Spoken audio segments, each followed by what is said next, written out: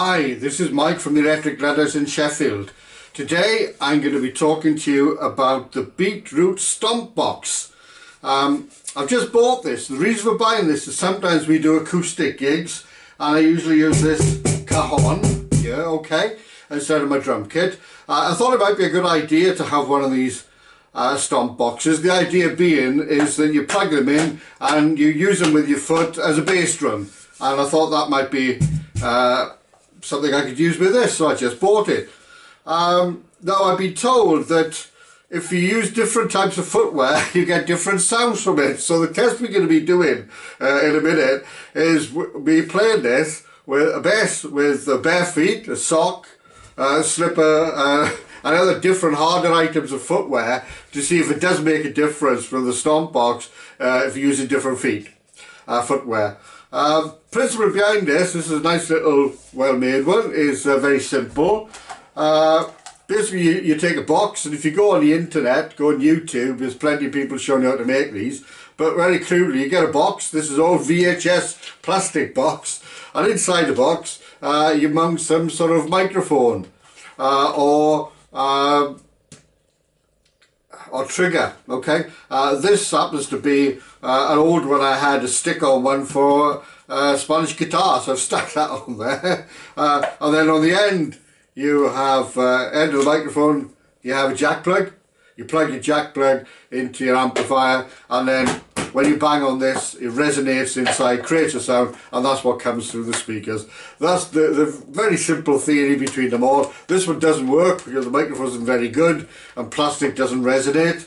This is why they mainly made of lovely pieces of wood. This is hollow, and you'll see what it sounds like in a minute. So this is the Beetroot Stomp box. I got it from on eBay, direct from Beetroot, and it was about £30 including postage.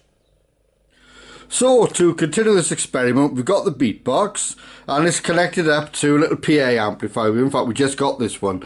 This is a Behringer, and it's into a PV speaker. What they say in the instructions is to boost the bass end, so I boosted the bass end here, take the top end off for a bass drum sound. So I've set this level and I'm going to keep it all the way along. The other thing to mention, of course, there's lots of variables when you play gigs. This thing is a bit of MDF is representing chipboard or whatever it is, a wooden stage, because there's going to be some effects for the wooden stage. Sometimes you have a bit of carpet, so we're going to do it with this as a wooden stage first of all. Then I'm going to take this bit of carpet, replace it there, put it on and see if it makes a difference with the carpet. All your settings I'm keeping the same, and I'm going to try to make my foot beats the same, okay, for each of these. So here's me lovely barefoot here.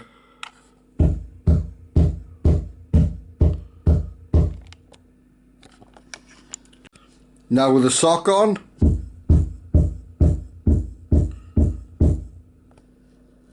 Now with the slipper on. This one is like a baseball boot or whatever you want to call it, with a rubber sole. And here we have ubiquitous Marks and Spencer's loafer with a hard rubber sole on it.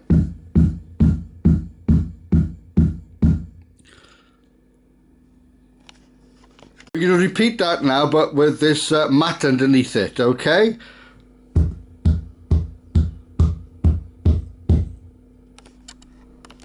With the sock this time.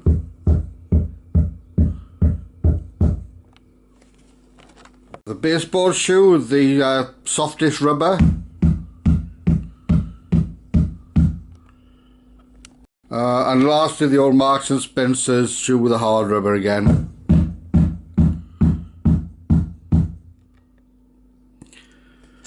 Well, I don't know what you thought, but to me it seemed to me that the sound did get harder and a bit more distinct and louder as we went on with the thing. But there could be some other reasons for that. If you had when I was just tapping it with my foot, it didn't sound as loud or pronounced as when I had my shoe on at the end. That's supposed to be the basic. But there could be some reasons for that. First of all, this is the box, okay? You see it there. The microphone is situated just there. It's under there, and you can find it just by. So obviously it's there in the centre there. If you hit it there, that's obviously a thick bit, and that's a thick bit. These are the thinner bits, yeah. But that's where your feet is. So so the way I was doing this was actually with my heel on the floor, and my foot then sliding up, which is the same way as I normally play my bass drum pedal. Okay. Of course, the naked foot doesn't come up as much as when I put a big shoe on, because obviously you got the edge of the shoe. So it could be that the fact that the shoe was going further up, nearer hitting this, it could be that's what made it louder. Anyway, you could judge for yourself. I'm not sure. I'll have to listen to the recording whether there's any difference between the mat or not. However, obviously this is just a fairly simple microphone, so it's whatever you plug it into and however you fiddle around with the amplifier is probably going to have more effect than anything else. If you got your own PA and you always use this with your own PA, then you can get the best out of it that you want.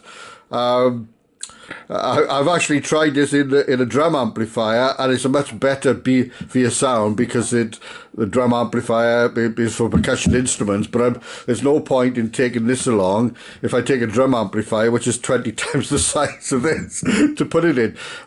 Generally, we expect to put this into whatever PA is provided in the gig, so it's a bit of potluck what it's going to sound like, to be honest. So in fact, what I'm going to do, we're going to first gig with this next week. I'm going to practice with it on Friday, and if we think it sounds all right, we've got a gig on Sunday. We're going to take it along there.